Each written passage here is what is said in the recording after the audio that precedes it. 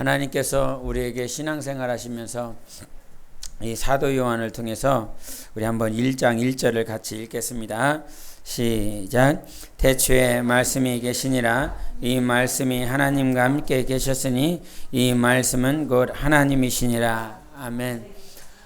우리가 성경에 사도 요한의 특징을 보면 사도 요한은 우리 여러분이 아시다시피 12제자들 가운데서 가장 장수한 제자입니다. 그러니까 100년 동안 하나님의 일하심을 또 많이 보았고, 그래서 요한복음에도 나와 있지만 예수님께서 최후의 만찬을 하실 때 베드로가 시기할 만큼, 베드로가 저렇게 주님이 사랑하시는 자는 어떻게 될까, 하나님께서 사랑하시는 자는 어떻게 됩니까? 라고 했을 때 저는 죽지 아니하는가 하고 착각할 만큼 그렇게 사랑을 받았었던 사도 요한이 하나님을 소개하시면서 태초에 말씀이 계셨다라고 표현합니다. 여러분이 만약에 성경의 저자, 성서를 쓰는 저자가 되었다라고 한다면 여러분은 하나님을 무엇이라 어떻게 첫 마디를 시작하시겠습니까? 근데 사도 요한은 하나님을 소개할 때 다른 말씀, 다른 표현들을 하실 수도 있었겠지만 태초에 말씀이 계시니라 하시면서 하나님을 소개하셨습니다. 태초에 다른 그 어떤 존재가 있었던 것이 아니라 말씀이 있었다. 말씀이. 그래서 우리에게 정말 해주시고자 하는 말씀이 있는데 그 말씀은 하나님은 말씀이시고 그 말씀이 있었다라고. 세상의 종교들은 세상에 보여지지나 그것이 아무런 기능을 발휘하지 못하고 듣지도 못하고 보지도 못하고 말하지 못하는 그런 신들에 대해서 말을 하고 있는데, 우리가 믿는 하나님은 말씀이시다라고 가르쳐주고 있습니다. 그렇기 때문에 신앙생활을 한다라고 하는 건 말씀을 떠나서는 도저히 신앙생활을 할 수가 없습니다. 말씀을 떠나서는. 그러니까 여러분들이 나 크리스찬입니다, 나 예배를 드립니다, 하나님 사랑합니다, 아무리 헌금을 많이 드렸어도 뭐 세상에 그 어떤 자보다 헌금 액수를 많이 드렸어도 그 사람이 말씀이 없으면 그 사람은 언젠가 넘어지게 되어 있습니다. 여러분, 신앙생활을 제가 그래도 20살, 21살 그때 막 시작해서 이제 20년 가까이 되어 오는데, 20년 가까이 되면서 많은 사람들을 봤습니다. 여러 사람들을 봤는데, 근데 환경이 힘들든 어렵든 그 환경 가운데서 때론 넘어질 만한 환경들도 있습니다. 너무 힘드니까, 어려우니까. 근데 힘들고 어렵다라고 하는 세상 환경이라 할지라도 그 가운데서 말씀을 꾸준히 대하는 사람은 그 말씀이 생각나게 돼 있습니다. 그래서 그 말씀을 가지고 이겨나가는 삶들을 참 많이 봤습니다. 근데 신앙생활을 보여지는 모습들이에요. 보여지는 모습들. 봉사도 열심히 하고 나와서 모임도 열심히 갖고 또 11조도 많이 하고 그렇게 무엇인가 많이 열심히 하는 것 같지만 성경을 읽지 않는 사람은 어느 순간 넘어져서 허우적대고 있는 모습을 참 많이 봤습니다. 신앙생활은요, 주님이 약속하셨기 때문에 성경과 기도를 떠나서는 거룩한 생활을 할 수가 없습니다. 거룩한 생활이 무엇입니까?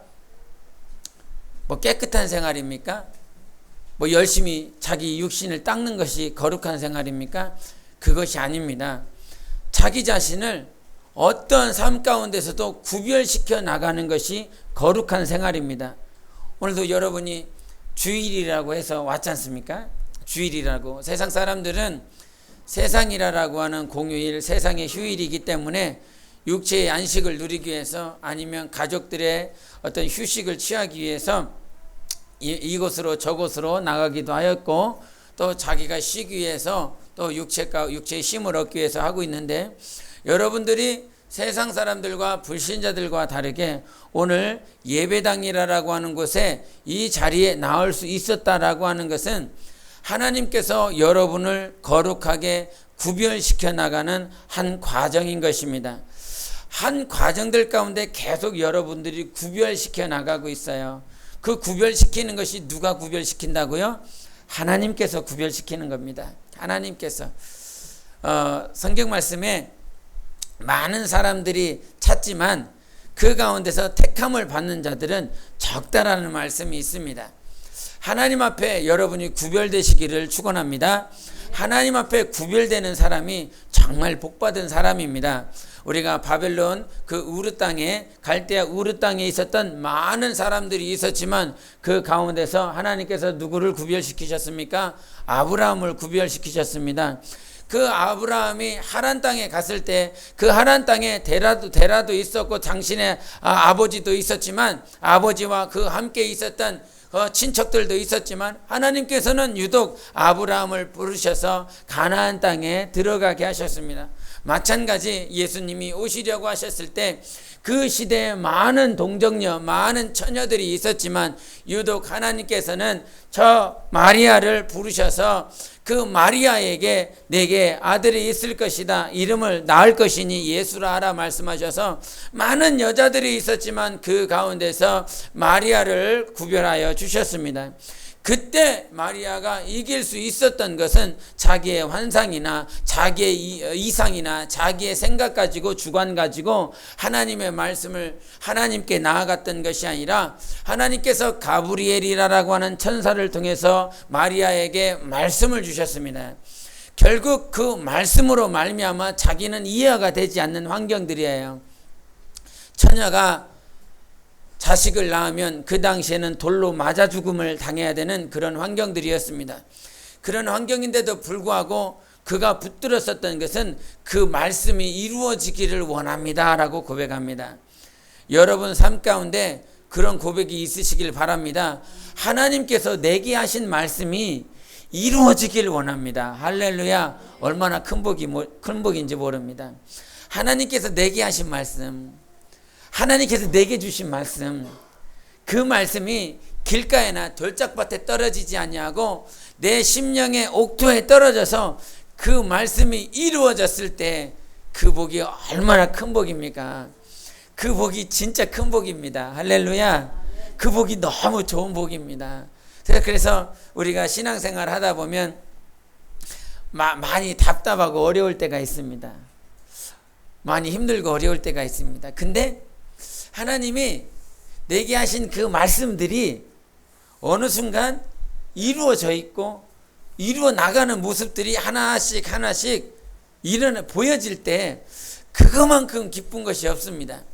제가 중국에 38살 때였을 것 같습니다. 38살 한 연말 정도 됐었을 때 성경을 읽으면서 그 다윗의 생애를 계속 읽으면서 다윗이 40살에 왕으로 부름을 받아서 하나님 앞에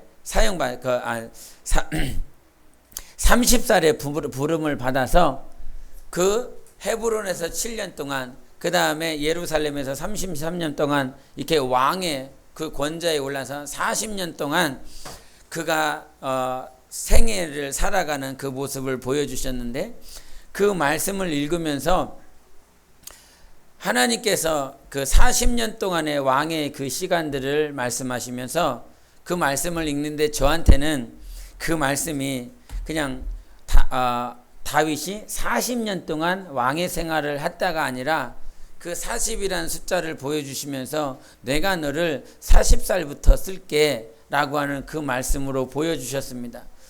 올해 제가 40이거든요. 인정하고 싶진 않지만 인정해야 되겠죠. 하나님께서 말씀하시는 것들이 비록 40살에 하나님께서 쓰시면 어떻게 쓰시려고 쓰신다는 그런 표현을 하셨습니까? 라고 생각을 해보게 되지만, 하나님께서는 우리에게 주신 말씀들을 잊지 않고 기도하고 하나님을 바라본다라고 한다면 하나님께서는 그 말씀들을 여러분의 삶 가운데 그리고 여러분 자손들 가운데 이루어 나가십니다. 그 이루어 나가시는 말씀이 있기 때문에 힘들고 어렵지만 그 말씀이 씨앗이 뿌려져서 이 싹이 나고 열매를 맺기까지 우리가 해야 될 부분이 있습니다. 하나님 살아계십니다. 하나님 살아계신다라고 하는 그 말씀은 태초에 말씀이 계셨다.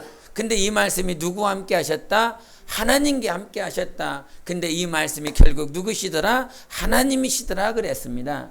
하나님은 말씀이신데 그 말씀은 살아있다라고 히브리서 4장 12절에 하셨어요. 그래서 여러분이 신앙생활할 때 말씀이 살아있다라고 하는 것을 인정하시기 바랍니다. 여러분에게 주시는 말씀은 절대 썩어지는 말씀이 아닙니다. 왜 하나님께서 여러분의 70평생 가운데 신앙생활하면서 말씀을 주시면서 계속 인도하실까요? 70년이라고 하는 혹은 80년이라고 하는 그 시간이 여러분에게 있어서는 한번 지나가면 다시는 돌이킬 수 없는 시간이지 않습니까? 너무나 중요한 시간 아닙니까?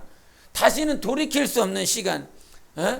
20년 전에 30년 전에 혹 10년 전에 그 시간들은 다시 되돌이킬 수 없는 근데 그 시간들인데 그 시간 동안 하나님께서 여러분에게 지속적으로 말씀을 주시면서 인도하고 계십니다. 근데 그 말씀을 받아놓고 어느 순간 잊어버릴 때가 있어요. 환경이 너무나 커서 때로는 내가 감당할 수 없는 환경 때문에 말씀이 생각나지 않고 말씀을 내 안에서 다 지워버리는 도저히 하나님이 살아계시지 않아. 이런 환경인데 이런 모습들인데 하나님이 어디 계실까? 말씀 자체가 잊어버려졌습니다. 그러나 하나님은 말씀을 붙드는 자를 일으키십니다. 말씀을 붙드는 자를 사용하십니다. 환경을 붙드는 자가 아니라 사람 붙드는 자가 아니라 우리가 물질에 어려움이 있으면 누굴 붙들려 하십니까? 돈 있는 사람을 붙들려고 하죠. 아니면 직장에 들어가려고 하면 그 직장에 이사장들이나 아니면 회장들이나 권위 있는 사람, 그 직장에서 가장 권위 있는 자들의 그 명예, 그 권세를 붙들려고 합니다. 그러나 우리는 하나님을 붙드는 것입니다. 그럼 하나님을 붙든다라고 하는 것은 무슨 말씀입니까? 말씀을 붙든다라고 하는 것입니다. 하나님을 붙든다라고 하는 것은 무엇을 붙든다고요? 말씀을 붙드는 거예요. 말씀. 그럼 여러분은 어떤 말씀이 있습니까? 한번 생각해 보시기 바랍니다. 어떤 말씀이 있습니까? 말씀이 무엇이라 그랬습니까? 하나님이라 그랬습니다. 우리 요한복음 1장 1절 다 암송하셨으니까 시작.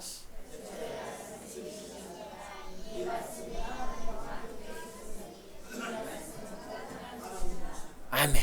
이 말씀이 하나님이시라는 거예요. 그러니까 말씀을 붙든다라고 하는 건 결국 누구를 붙드는 거예요? 하나님을 붙드는 겁니다. 여러분 하나님 붙드시기 원합니까? 그럼 뭘 붙드셔야 돼요? 말씀을 붙드세요. 언제나 말씀을 붙드세요. 사람 때문에 힘들 때 있지 않습니까? 와이프 때문에 힘든 적이 있었습니다. 이 때려쳐 다 엎어버려 이럴 때가 있습니다. 근데 말씀이 나를 붙잡아줍니다. 남편이 나를 붙잡아주지 않고 가까운 직분자가 나를 붙잡아주지 않습니다. 말씀이 붙잡아줍니다. 왜? 말씀은 하나님이시니까.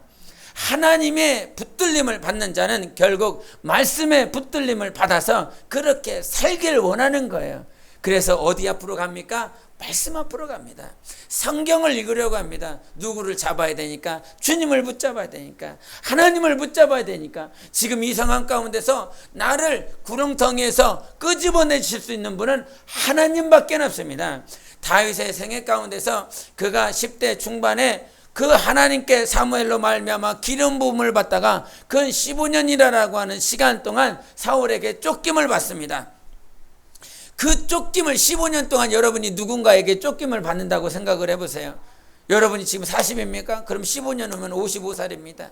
55살입니까? 지금 15년 후면 몇입니까? 70살입니다. 그 시간을 기대할 수 있겠습니까? 그렇게 그 시간대를 견뎌낼 수 있겠습니까? 요셉이 하나님 앞에 정말 그 국무총리로 그 당신의 그 형제들이 그 볕단이 자기를 향하여 절을 하고 별들의 저 형제들이 자기를 향하여 절을 한다라고 하는 그 꿈을 꾸고 그가 정말 고난을 받으면서 30살에 국무총리가 되는 그 순간까지 그 이스라엘 상인들에게 잡혀가서 포로로 끌려나가 있어야 됐고 그 주인의 여자에게 유혹을 끼쳤다라고 해서 그가 억울한 일을 당해서 감옥에 갇혔어야 됐고 그가 그 감옥에서 결국은 끄집어내서 바로 왕에게 선택을 받아서 국무총리가 되기까지 정말 말할 수 없는 고난이라고 하는 시간들을 보냈습니다. 근데 요셉의 고백이 무엇입니까? 내가 한 것 아니라 하나님이 하셨다라고, 하나님께서 인도해 주셨다라고 말씀하시지 않습니까? 하나님이 무엇이라고요? 말씀이라 말씀하셨습니다. 말씀이 하나님이시고 하나님이 말씀인 것입니다. 그래서 여러분이 정말 신앙생활에 목회자의 가장 소원이 무엇일 것 같습니까? 한 영혼이라 할지라도 정말 모든 영혼이 정말 주님이 가장 기뻐하는 자로 변화되고 성장하고 성숙하여 주님의 앞에 정말 여러분을 가장 사랑하시는 주님 앞에 서기를 원하는 것이 목회자의 심정입니다. 목회자의 인간의 심정도 이런데 우리 주님의 마음은 어떠하실까요? 우리 하나님은 여러분 각자가 정말 주님을 가장 닮은 자로 주님 앞에 서기를 원하십니다. 그렇기 때문에 말씀을 붙잡아야 됩니다. 말씀을 붙잡으셔야 여러분 가정이 일어납니다. 말씀을 붙잡아야 여러분 영혼이 일어납니다. 말씀이 여러분 영혼의 주인이 되게 하세요. 여러분 영혼 안에 이 영혼이 있습니다. 육체 안에 영혼이 있습니다. 근데 사람은 저 사람이 지금 세상 사람의 말을 듣고 가고 있는지 아니면 어떤 세상의 돈을 보고 가고 있는지 전혀 몰라요. 근데 주님은 우리 안에 주님이라고 하는 말 자체가 주인이시잖아요. 베드로에게 물어봤을 때 주는 그리스도시요 살아계신 하나님의 아들입니다라고 고백하지 않습니까? 주가 먼저 나옵니다. 주님이라는 거예요. 주님, 모든 만물의 주인, 그분이 바로 여러분의 하나님이시고 그 여러분의 하나님은 말씀으로 여러분의 삶을 인도하는 거예요. 그래서 신앙생활이 성장하기를 원하고 성숙하기를 원한다면 절대적으로 말씀을 읽어야 됩니다. 말씀을 읽는 신앙이 성장하게 돼 있어요. 그래서 몇 번 읽었느냐, 우리가 간혹 우리 아이들에게 너 신약을 몇 번 읽었니? 구약은 몇 번 읽었니? 저희 아이들은 그 어떤 성경을 읽는 것보다 성경 쓰는 것을 많이 해갖고 그 읽는 대신 성경을 참 많이 썼는데 그래서 읽는 분량이 조금 적죠. 근데 그렇게 말씀을 얼마나 썼든지 읽었든지 그 말씀을 읽으면서 어떤 이들은 말씀을 우리가 1월달에 되면 매년 2월달 1월달이 되면 성경 1독의 달 이렇게 하지 않습니까? 성경 1독의 달 하면 어떤 사람들은 내가 2독해야지 3독해야지 더 많은 저 사람보다 내가 더 많이 읽어야지라고 하는 그런 욕심, 뭐 거룩한 욕심이라고 하면 뭐 거룩한 욕심이라고 표현할 수 있겠지만 과거에는 더 많이 읽어야지 해서 막 눈에다가 막 이렇게 막 이쑤시개 껴놓고 막 이렇게 읽었었던 분들은 아마 없을 것 같고 그냥 열심히 읽었었던 것 같아요. 막 열심히 이해가 잘 되지 않아도 처음부터 끝까지 계속 읽었습니다. 그래서 어떤 이들은 막 1독을 하기도 하고 2독하기도 하고 3독하기도 하고 합니다. 한 달에 1독, 2독, 3독 한다 이 말이에요. 근데 그렇게 말씀을 읽었는데 하나님께서 우리들에게 요구하시는 말씀은 1독하기 위해서, 2독하기 위해서, 3독하기 위해서가 아니라 이 안에서 누구를 찾으라고? 하나님 찾으라고. 네 마음에 하나님께서 우리에게 요구하시는 건 네 마음입니다. 네가 그래서 1독하고 나면 뭐 성경책을 한 권을 주기도 하고 또 때로는 뭐 문화상품권으로 이렇게 상품을 주기도 하고 이렇게 합니다. 그러면 막 그것이 동기가 되어서 신앙이 연약하신 분들은 그것이 동기가 돼서 막 성경을 읽습니다. 지금도 그러시지는 않을 거라 생각을 해봅니다. 문화상품권 받기 위해서 아니면 성경 받으려고 읽는 그런 모습은 아닐 거라 믿어봅니다. 우리가 성경을 읽는 건 이 안에 주님을 발견하기 위해서 읽어야 되는 것입니다. 정말 주님을 사랑해서 성경을 읽어야지 내가 그 어떤 다른 동기로 말미암아 성경을 읽다 보면 1월달 끝나고 나면 뭐합니까? 퍼집니다. 동기가 사라졌어요. 목표가 사라졌기 때문입니다. 그러나 그냥 우리 평생에 사는 날 동안 하나님만을 찾기 위하여 하나님만을 붙들기 위하여 사는 자는 언제나 어디서나 이 말씀을 붙들게 되어 있습니다. 그래서 세상의 신들은 보여지는 형상, 보여지는 것들로 말미암아 그들을 향하여 쫓아가지만 우리는 보여지지 않는 말씀이 있습니다. 그래서 그 말씀을 붙드는 자가 영적 생활, 이기는 신앙생활 할 수 있어요. 옛날에 어떤 목사님이 당신이 그런 간증을 하시더라고요. 여러 목회자들이 모였는데 그 목사님이 오셔갖고 우리 동네에 저 뒷산에 가보면 산당이 있다는 거예요. 산당. 그 산당이 있는데 그 산당에 아주 그 산당 안에 그 산에 그 나무에 다 숨겨져 있어갖고 그 산당 안에 이게 상들이 있다는 거예요. 어떤 신상들이 있다는 거예요. 근데 자기가 당신이 기도하다 말고 우리 동네에 저런 게 있으면 안 돼. 성경 말씀에 우상이 있게 하지 말라. 우상을 두지 말라 하는 그 말씀이 자꾸 생각나더래요. 저거를 자꾸 주님은 말씀을 주셔서 우상을 있게 하지 말라고 그러는데 내가 어떻게 해야 되나. 그러다가 기도하다 말고 저것을 내가 부셔버려야 되겠다. 그런 마음이 드시대. 근데 이것을 낮에 하면 사람들이 다 보고 들을 것 같아갖고 목사가 돼갖고 왜 우리 동네에 있는 이거를 다 부시냐고 말이 들어갈까 싶어갖고 새벽에 하자. 새벽에. 그래서 계속 기도하고 새벽 한 2시인가 3시쯤 돼갖고 뒷산에 오르기 시작하더랍니다. 전세례 고향 얘기합니다. 이 큰 해머를 들고 새벽 2-3시쯤에 그 해머를 들고 그 산에 올라가더라는 거예요. 여기서 올라갈 수 있는 사람, 말씀은 받았어도 야 뒷산에 귀신 나오겠다. 그 무덤에 얼마나 많은 잡것들이 있으려나. 그거 무서워갖고 못 올라갈 사람들 얼마나 있겠습니까? 근데 말씀을 받았어요. 말씀을 주셔서 그 말씀을 가지고 해머를 들고 산에 올라갑니다. 산에 올라가서 그 산당에 문을 딱 열고 그 신상이 딱 있더라는 거죠. 그 신상을 보면서 해머로 대가리를 치면서 막 박살을 내버렸대요. 그렇게 박살을 한두 시간을 그렇게 박살을 내고 조용히 누가 한지 아무도 모르게 그렇게 교회로 유유히 내려오셨대요. 그래갖고 그 다음날 이제 교회 이제 막 사람들이 이제 소문이 난 거죠. 이거 누가 부셨나? 결국은 찾아내지 못했다고 하더라고요. 누가 부셨는지는. 여러분 그렇게 하실 수 있겠습니까? 새벽 2-3시에 해머 들고 가서 그 신상을 부실 수 있겠습니까?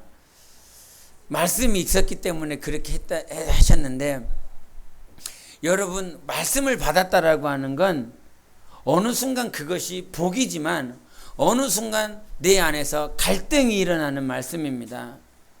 베드로에게 말씀을 주셨을 때 이것을 뛰어 들어가야 되나, 주님이 오라 말씀하셨는데 이 오라 하신 말씀을 듣고 내가 여기서 뛰어 들어가야 되나 말아야 되나 갈등하게 만듭니다. 내가 하나님께서 나를 부르셨는데 오라 하시는 그 말씀을 듣고 내가 갈 수 있을까 없을까. 주님께서 죽은 자는 죽은 자에게 장사 지내고 너는 나를 따르라 말씀하셨는데, 지금 당장 내 부모가 죽었는데 이 육신의 부모가 죽은 육신의 부모를 바라보면서 주님이 지금 당장 나를 따라오라 말씀하시면 이 육신의 부모를 누구에게 맡기고 가야 되나.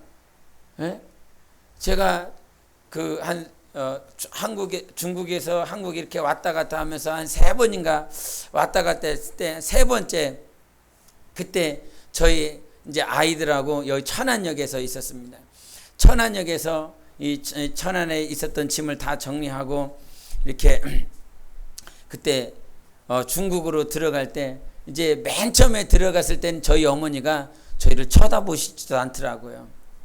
얼마나 서운하셨으면 어머니가 이제 혼자 계시 아버님이 일찍 소천하셨기 때문에 돌아가셨기 때문에 혼자 생활을 하시는데 장남이라고 하는 놈이 어머니 혼자 한국에다 내비두고 중국에 이렇게 가는 걸 생각하니까 서운하신 거죠. 너무너무 서운하신 거죠. 짐을 다 가지고 내려왔어요. 캐리어를 들고 또 아이들 이렇게 계단을 통해서 아이들 다 이렇게 내려왔습니다. 서울에 짐이 있었는데 그 짐을 내려와갖고 이제 차에 짐을 다 싣고 이제 막 떠나려고 하는 그 순간인데도 어머니가 안 나오시는 거예요. 얼마나 서운하셨으면. 이제 정말 막 출발하려고 그러시니까 저분을 빼꼼히 여시면서 이제 가면 언제 오냐고 그러면서 막 눈시울을 붉히시면서 내려오시더라고요. 그 내려오시는 모습에 그냥 어머니 안아주시면서 잘 계시라고 기도하겠다고 하나님 잘 믿으시라고 그렇게 하면서 눈시울이 붉어지셔서 그때는 한번 떠났는데 제가 이제 다시 한국에 들어왔다가 다시 한번 떠나야 될 때가 있었습니다. 그때 그 천안역에서 이제 전철을 타려고 그랬는데 그 전철 타려고 할 때 이제 어머니를 이제 미리 서울로 보내드리고 이렇게 제가 떠나야 될 타이밍이어서 어머니하고 여동생하고 이렇게 보내주는데 그때도 정말 서운해 하시는 모습 속에서 막 어머니 눈물이 막 계속 흘러내리는 거죠. 우리 아이들을 다는 가서 잘 커야 된다고. 다치지 말아야 된다고 공부도 열심히 해야 된다고 그런 말을 하면서 막 눈물을 막 흘리시면서 그렇게 보내시는 어머니를 뵀습니다. 그 어머니를 뵈면서 마음에 드는 것 우리가 무엇 때문에 삽니까? 하나님의 말씀이 없다라고 한다면 우리가 순종하기 힘들 것입니다. 근데 말씀을 받았을 때 우리 안에 뭐가 일어납니까? 갈등이 일어납니다. 이 말씀대로 살아야 되는데 이 말씀대로 살려면 내가 포기해야 될 것이 많이 있습니다. 이것을 포기해야 되나 말아야 되나 우리 안에 갈등들이 있습니다. 그런 갈등들이 있을 때에 우리가 붙잡아야 될 것은 누구라? 하나님입니다. 말씀입니다. 그래서 우리가 세상시는 보여지는 모습이 있지만 그들은 아무런 말을 하지 못합니다. 우리가 기도하는 그 기도를 듣지 못합니다. 그러나 하나님은 듣고 계시고 하나님은 여러분의 삶을 인도하고 계십니다. 그 인도하시는 그 말씀이 이루어진다라고 한다면 그것이 아주 귀한 복인 것입니다. 하나님이 일하시는 역사가 우리 삶 가운데 여러분 가정 가운데 하나님이 막 일하시는 역사가 있기를 원합니다. 할렐루야. 정말 자녀들이 불신 가운데서 믿음으로 나오길 원하고 그 믿음 안에서 성장하고 성숙하고 하나님 앞에 기도한 것들을 하나님께서 응답해 주시고 그 응답해 주심 속에서 영혼이 자라남으로 주님을 더욱더 닮아가는 그런 신앙으로 나아간다면 하나님이 우리를 인도하시는 것들이 보이기에 정말 하나님의 뜻대로 나아갈 수 있어요. 근데 말씀을 붙든다라고 하는 건 과거에는 그 말씀, 이 성경을 읽고 이 말씀이 좋아. 그래서 어떤 분들의 성경책을 보면 이 형광색으로 아주 그냥 빨간색, 파란색, 노란색, 검정색 뭐 있는 것 검은색으로 줄쳐놓고 막 해갖고 성경을 피면 오색 찬란한 색깔로 막 자기가 좋아하는 막 말씀을 읽고 깨달은 말씀들을 막 이렇게 해놨습니다. 그래서 이 말씀을 막 암송하기도 하고 이 말씀을 그래서 읽기도 합니다. 근데 과거에는 그랬는데 그렇게 해야 됩니다. 그렇게 해야 되는데 우리가 말씀을 붙잡는다라고 말씀을 붙잡기 위해서는 사전에 해야 될 것이 있습니다. 그것은 하나님과 사귀는 시간이 필요한 겁니다. 사귀는 것. 사귐이 없이 말씀을 붙잡을 수 없습니다. 그래서 우리가 요한복음 1장에도 요한복음 1장에 말을 하고 요한일서 1장 3절에 말한 것처럼 그 태초에 계신 그 하나님이 그 태초에 계신 말씀이 하나님 안에 계셨다. 하나님 안에. 요한복음 1장 18절에는 뭐라고 말씀하십니까? 독생자 예수 그리스도가 어디 안에 계셨다고요? 잘 보시나? 1장 18절을 같이 보겠습니다. 1장 18절 합독합니다. 시작. 본래 하나님을 본 사람이 없으되 아버지 품속에 있는 독생하신 하나님이 나타내셨느니라. 독생하신 하나님이 어디에 계셨어요? 아버지 품속에 계셨습니다. 그 아버지 품속에 계셨다라고 하는 말씀을 요한일서를 한번 보겠습니다. 요한일서 1장 2절을 보시겠습니다. 요한일서 1장 2절을 같이 합독합니다. 시작. 이 생명이 나타내신 바 된지라. 이 영원한 생명을 우리가 보았고 증언하여 너희에게 전하노니 이는 아버지와 함께 계시다가 우리에게 나타내신 바 된 이시니라. 아멘. 여기서는 어떻게 계셨습니까? 아버지와 함께 계시다고 그랬습니다. 아버지 품 안에 계신 독생하신 하나님을 아버지와 함께 계셨다라고 그랬어요. 그러면서 3절을 한 번 더 보겠습니다. 요한일서 1장 3절 시작. 우리가 보고 들은 바를 너희에게도 전함은 너희로 우리와 사귐이 있게 하려 함이니 우리의 사귐은 아버지와 그의 아들 예수 그리스도와 더불어 누림이라. 아멘. 그래서 아버지 안에 계신 분, 아버지와 함께 계신 그분이 무엇이라고요? 요한복음 1장 1절에는 말씀이라 말씀하셨습니다. 근데 이 말씀이신 이 하나님, 아버지, 그와 함께 계신 예수 그리스도와 뭐한다가 사귄다 그랬습니다. 그래서 결국 우리가 말씀을 받고 말씀을 붙잡기 위해서는 말씀과 사귀는 시간, 즉 하나님과 사귀는 시간이 필요합니다. 우리가 가정을 봐도 가정 안에서 여러분의 가정을 한번 생각해 보시기 바랍니다. 여러분 가정은 부모와 자녀가 대화를 많이 하는 가정입니까? 아니면 대화가 거의 없는 가정입니까? 수련회 끝나고 여러분 돌아가셔서 너무 피곤하셨습니까? 그래서 대화할 시간도 없으셨습니까? 그 대화를 통해서 대화를 한 막 너무 피곤한데도 불구하고 아이들과 대화 얘기를 하면서 너는 이번 수련회 때 무슨 말씀을 받았냐? 너는 어떤 은혜를 받았냐? 뭐 어떤 시간이 가장 좋았느냐라고 하는 그런 대화를 한번 해봤습니다. 여러분의 가정도 마찬가지로 대화가 있는 가정과 대화가 없는 가정은 분명한 차이를 가지고 있습니다. 아버지의 어머니가 웃는 가정은요, 그 가정은요 보지 않아도 그 아이들의 모습이 정말 이게 선한 모습들이고 아주 유쾌한 모습들이 있습니다. 기뻐하는 모습들이 있습니다. 그런데 아버지 어머니가 대화가 없고 그 정말 미간에 찌푸리고 인상 쓰고 전혀 경상도 사람들이 그런다지 않습니까? 예? 퇴근해 갖고 돌아오면 딱 3마디 한다고 그럽니다. 첫 마디가 밥도, 두 번째 마디가 아는, 세 번째 마디가 자자 이런답니다. 3마디가 그게 다라고 그럽니다. 많이 변했을 수도 있겠지만 경상도 사나이들의 특징이라고 하더라고요.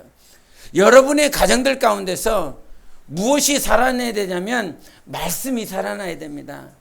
하나님께서 우리 가정에 어떠한 말씀을 하시고 어떤 말씀 가운데, 그러니까 세상에 우리 가정을 보면 여러 대화에 대한 기준들이 있습니다. 공통점이 있습니다. 돈에 대한 것, 직장에 대한 것, 자녀의 문제에 대한 공통점들이 있습니다. 그런데 그 공통점들에게는 무엇이 없냐면 생명이 없어요. 그 공통점들에 대해서는 미래에 대한 염려, 근심, 걱정. 저번에 우리 수련회 때 그 기사님이 한 말 가운데서 사람들이 안 해야 될 근심을 몇 년 동안 한다고 그랬습니까? 6년이라고 그랬습니까? 확실히 저보다 기억력이 좋으시네요. 6년 동안 하지 않아야 될 근심과 걱정을 6년 동안 하면서 지낸다라고 하지 않습니까?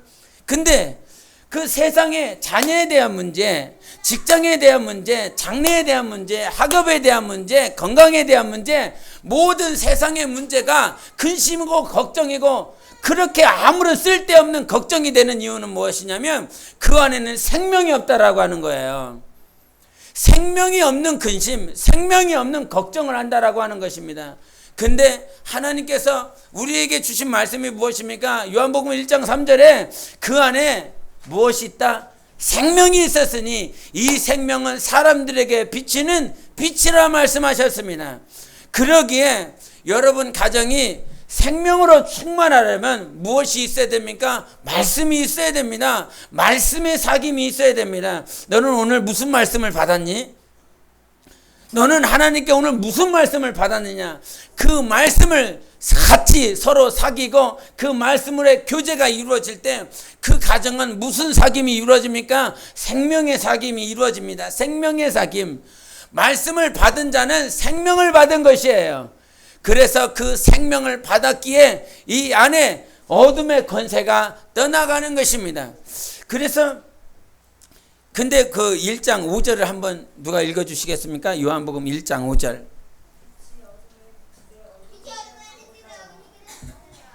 그렇죠. 빛이 어둠에 빛이 돼 어둠이 깨닫지 못하더라 이렇게 말씀하셨습니다. 그냥 사람들에게 말씀을 전했더니 사람들이 말씀을 깨닫지 못해. 그 위에 보면 침례 요한의 얘기가 나오지 않습니까? 침례 요한의 얘기. 백성들이 그 빛이 그 생명이 무엇인지 깨닫지 못하는 그 사람들에 대해서 말을 하는데 근데 1장 5절에 빛이 어둠에 비쳤는데 어둠이 깨닫지를 못해. 그냥 사람이 깨닫지 못한다 이렇게 표현하면 얼마나 좋습니까? 믿지 않는 자들이 깨닫지 못한다 이렇게 하면 얼마나 이해하기 쉽습니까? 근데 성경은 어둠이 깨닫지를 못한다고 그럽니다. 어둠이. 빛이 어디에 비쳤어요? 어둠에 비쳤습니다. 어둠이 깨닫지를 못하는 거예요. 할렐루야. 깨달으시길 바랍니다. 사람이 깨닫지 못하는 것이 아니라 어둠이 깨닫지 못한다라고 하는 거예요. 여러분이 깨닫지 못한다라고 하는 것이 아니라 어둠이 깨닫지를 못한다라고 하는 것입니다. 우리가 사망이 무엇입니까? 사망이 어떤 곳입니까? 사망은 흑암 껌껌한 데를 사망이라 말하지 않습니다. 사망이라고 하는 것은 영광이 없는 곳을 사망이라 말을 합니다. 지옥이 왜 사망의 곳이 됩니까? 그 안에 영광이 없기 때문입니다. 그 안에 생명이 없기 때문이고 사망이고 그것이 흑암이고 불구덩이가 되는 거예요. 근데 하나님께서 그 빛이 어두움에 비쳤다라고 말을 합니다. 생명이 없는 곳에 영광이 없는 곳에 비쳤다라고 말을 합니다. 그래놓고 말씀하시기를 어둠이 깨닫지 못하는 거예요. 어둠이. 지금 여러분을 깨닫지 못하게 하는 것은 무엇이 깨닫지 못하는 거 하는 거야? 여러분이 깨닫지 못하는 것이 아니라 어둠이 깨닫지 못하도록 하게 하는 것입니다. 우리 고린도후서를 보시겠습니다. 고린도후서 4장을 보시겠습니다.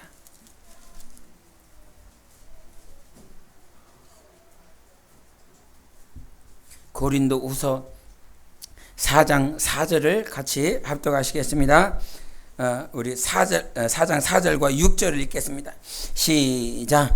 그 중에 이 세상의 신이 믿지 아니하는 자들의 마음을 혼미하게 하여 그리스도의 영광의 복음의 광채가 비치지 못하게 함이니 그리스도는 하나님의 형상이니라. 6절.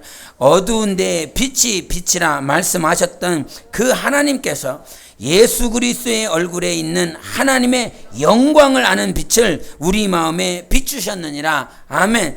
하나님을 알 수 있는 그 영광의 빛을 우리 마음에 비춰주셨습니다. 할렐루야. 하나님을 알 수 있는 영광의 빛을 비춰주셨는데 누가 그것을 혼미하게 만드는 거예요? 세상 신이. 4절 같이 읽습니다. 시작. 그 중에 이 세상의 신이 믿지 아니하는 자들의 마음을 혼미하게 하여 그리스도 영광의 복음의 광채가 비치지 못하게 하미니 그리스도는 하나님의 형상이시니라. 아멘. 하나님은 우리에게 영광을 비춰주셨습니다. 할렐루야. 생명을 비춰주셨습니다. 하나님 아는 빛을 우리에게 비춰주셨습니다. 근데 그 영광을 비춰주셨는데 누가? 내가 아니라 누가? 세상 신이라는 거예요. 세상 신. 지금 세상 신이 누구의 말씀을 듣지 못하게 하는 겁니까? 하나님의 말씀을 듣지 못하게 하는 것입니다. 세상 신이 영광에 비춰야 어둠의 권세가 떠나갈 거 아닙니까? 빛이 비치면 무엇이 물러갔다고 그랬습니까? 어둠이 물러갔다고 그랬습니다. 근데 그 어둠이 물러가지 못하도록 누가 조장하고 있습니까? 세상 신이 붙들고 있는 것입니다. 여러분이 지금 빨리 깨달아야 될 것이 있습니다. 여러분이 하나님의 말씀을 깨닫지 못하고 있다라고 하는 건 내 주위에 뭐가 있다라고 하는 사실입니까? 세상 신이 있다라고 하는 사실입니다. 빨리 깨달으셔야 됩니다. 하나님은 하나님을 아는 영광의 빛을 어둠에 이미 다 비춰주셨습니다. 흑암에 있는 모든 자들이 하나님을 아는 영광의 빛을 비춰주셨습니다. 근데 누가 이것을 가로막고 있습니까? 세상 신인 것입니다. 그래서 말씀을 들을 때도 말씀이 들리지 않는 것은 지금 피곤해서 어려워서가 아니라 세상 신 때문이라는 거예요. 어둠의 영 때문이라는 거예요. 어둠의 영이 빛을 막고 있기 때문인 것입니다. 그래서 우리가 세상 원수 마귀를 이간자라고 말을 하고 있는 거예요. 이간이 무슨 말입니까? 그 사이를 벌어진다 하는 거예요. 리젠이라고 그러죠. 그 사이를 벌리는 거예요. 우리는 하나님과 어때야 됩니까? 더 친밀하고 더 가까이 돼야 되고 더 하나 돼야 되는 것입니다. 그래서 요한복음 17장 23절에 아버지께서 내 안에 계시는 것처럼 저들도 내 안에 있어 우리와 함께 되기를, 하나가 되기를 원한다라고 주님이 기도하시는 거예요. 그래서 하나님과 우리는 뭐 해야 됩니까? 하나 돼야 되는 거예요. 근데 하나님과 우리 사이를 가로막는 어떤 자들이 있습니까? 이간자가 있습니다. 이간자. 여러분, 성경입니다. 성경 말씀입니다. 내 말이 아니라, 목사의 말이 아니라, 직분자의 말이 아니라, 세상 교리, 세상 종교가 가르쳐 주는 것이 아니라 살아계신 하나님께서 우리에게 가르쳐 주시기를, 네가 지금 하나님의 말씀을 들어도 혼미하냐? 네가 하나님의 말씀을 들어도 하나님의 마음이 이 안에서 깨달아지지 않느냐? 하나님을 아는 빛이 내 안에서 깨달아지지 않느냐?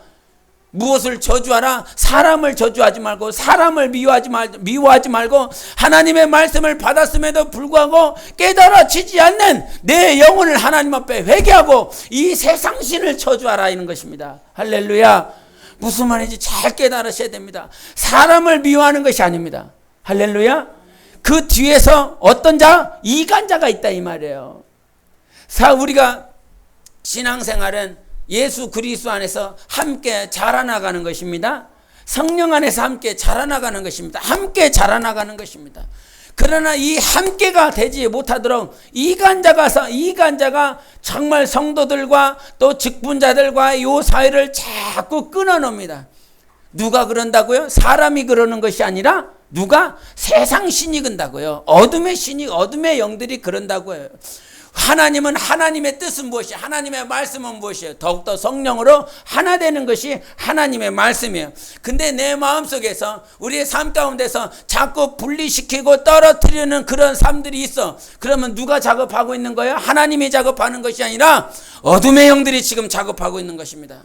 남편과 나 사이를 누가 작업하는 겁니까? 어둠의 영들이 작업하는 것입니다. 성도들과 성도들의 사이를, 나와 자식과의 그 사이를 누가 작업하고 있는 것입니까? 어둠의 영들이 작업하고 있는 것입니다.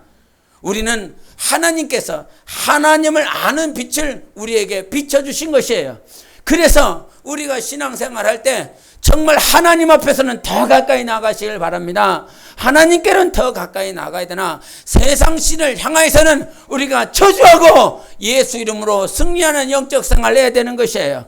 그래서 여러분의 가정 가운데 말씀의 빛이 임할 수 있도록, 그 말씀이 이루어지는 역사가 있도록, 정말 씨앗만 뿌려졌는데 그 씨앗을 지나가서는 새가 낚아채서 그것을 다 삼켜 먹음으로 인하여 열매를 맺지 못하는 가정이 되지 않게, 그렇게 내 자손이 되지 않기를 우리가 말씀에 빛이 비치도록 해야 됩니다. 그리고 우리가 왜 함께 기도합니까? 함께 기도하는 것은 우리가 정말 함께 성령으로 지어져야 되기를 주님께서 간절히 원하기 때문인 거예요. 이거를 잘 깨달으면 우리가 세상 가운데서 절대 세상으로 뒤돌아가지 않습니다. 제가 수련회 때 그 마지막 날이었습니까? 마지막 날이었나? 셋째 날이었나? 동영상 본 거 있지 않습니까? 한 10몇 분짜리 되는 그 그 아픈 아이 서율이 그랬죠. 그 아픈 아이의 그 모습을 보면서 저는 그 동영상을 보면서 여러분에게 메시지 하나를 딱 한 가지만 전해주고 싶었습니다. 아마 동일하게 느끼지 않았을까 그런 생각을 해봤는데, 자기가 기도하면서, 엄마가 기도하면서 하나님께서 물어봤습니다. 하나님께서 물어본 질문은, 네가 만약에 이 서유리가, 그 아이가 그 과거로 안 아팠었던 그 과거로 돌아갈 수 있다라고 한다면 너 그 과거로 돌아가고 싶으냐? 하나님께서 기도할 때 그와 같이 물어보셨을 때 그 엄마의 영혼의 고백이 무엇이었습니까? 그 당시로 돌아가면 아이가 아프지 않았을 겁니다. 아프지 않을 겁니다. 건강한 아이로 살 것입니다. 그런데 그 당시는 누구를 몰라요? 하나님을 몰랐습니다. 그가 교회를 다녔고 하나님 앞에 예배를 드린 자였지만 하나님을 몰랐습니다. 예배를 드렸지만 성경을 봤지만 하나님을 몰랐습니다. 그의 고백이 무엇입니까? 하나님을 몰랐던 대로 돌아가고 싶지 않다라고 하는 것이죠. 하나님을 몰랐었던 그 저주받은 시간으로 돌아가고 싶지 않다라고 하는 거예요. 지금 우리 아이가 아픔 가운데 병상 가운데 있지만 하나님을 아는 은혜, 하나님을 알고 있었던 이 시간을 하나님 앞에 맡길 수 있다라고 하는 것, 하나님을 만났었던 그 복과 그 은혜가 얼마나 큰지 하나님을 몰랐었던 그 시간으로 돌아가지 않고 싶었다라고 그와 같이 간증했습니다. 정말 감사하여 흘리는 그 간증을 볼 수 있었습니다. 우리가 정말 고백해야 되는 것입니다. 하나님을 안다라고 하는 것, 하나님을 알 수 있다라고 하는 것이 얼마나 큰 복이냐. 무엇인가 물질이 많이 있는 것 같고 뭔가 풍요로운 것 같지만 하나님을 알지 못하는, 하나님과 상관없는 그 시간은 성경에 말한 것처럼 저주 가운데 있는 거예요. 우리 여러분이 정말 하나님을 알기를 예수 이름으로 축원합니다. 어둠의 영들이 정말 우리 가정과 자손들 가운데, 어둠의 영들, 저주받은 영들, 세상 신들이 하나님을 아는 빛을 다 차단하지 못하도록 하나님께 의지하고 날마다 하나님과 사귀는 여러분 되시길 바랍니다. 정말 사귀셔야 됩니다. 사귀셔야 됩니다. 하나님과 더욱더 사귀는 삶을 살아가야 됩니다. 날마다 안타까운 건 그 하나님 앞에 성령의 충만함을 막 회복했다가 어느 순간 곤두박질 쳐버려 있는 그 삶이 있는 것을 볼 때가 있어요. 여러분, 하나님과 사귀는 것이 신앙생활입니다. 여러분의 마음과 여러분의 생각을 어둠의 영들, 도둑놈들이 뺏어가지 못하도록 성령의 기름 부음이 있어 주님과 사귀셔야 됩니다. 이 힘든 세상을 내가 살아갈 수 있는 것이 아니에요. 이 어려운 세상을, 이 어려운 세대를 오직 성령과 말씀으로 사귀어서 이길 수 있는 것입니다. 성령과 말씀으로 사귀자. 3번 시작. 성령과 말씀으로 사귀자. 성령과 말씀으로 사귀자. 성령과 말씀으로 사귀자. 아멘. 그 말씀의 사귐이 있을 때 영광의 빛이 비쳐 여러분 영적 생활 승리할 수 있습니다. 할렐루야. 나의 영혼이 정말 말씀으로 이길 수 있는 한 주간 되시기를 예수 이름으로 축원합니다. 기도하시겠습니다. 이 시간 기도하실 때 하나님 아버지, 우리 가정 안에 있는 어둠의 영들이 다 떠나가게 하소서. 하나님께서는 하나님을 아는 빛을 비추셨으나 어둠의 영적 요소가 있어서 정말 하나님의 말씀을 깨닫지 못하고 하나님과 사귀지 못하는 우리의 모습들이 있습니다. 이 시간 어둠의 영을 물리쳐 주시고 세상 신들이 떠나가 하나님을 아는 빛을 우리 영혼 안에 비춰주시고 자손들 가운데 가정 안에 비춰주셔서 영광의 빛으로 충만할 수 있게 해달라고 예수의 외치고 기도하십시다.